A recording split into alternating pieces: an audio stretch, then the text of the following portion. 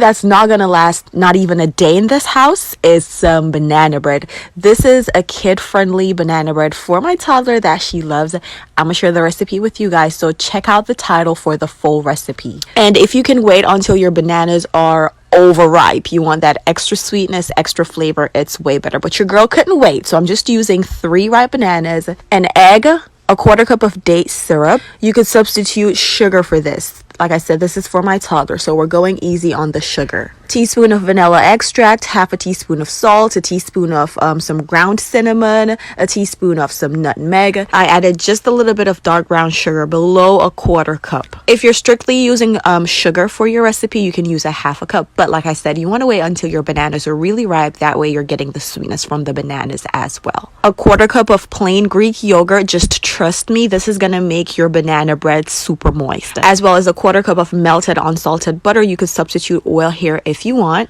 A cup and a half of all-purpose flour, a teaspoon of baking soda. We're gonna bake at 350 degrees for around 45 to 50 minutes, of course, checking in between with a toothpick.